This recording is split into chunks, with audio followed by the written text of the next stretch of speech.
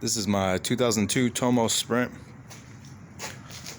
It's got a 65cc Airsal Kit on it, Mikuni VM20 carburetor, and the next step is going to be the exhaust. I've got a bungee cord holding the exhaust up because the bracket broke. I just wiped her down. Start her up.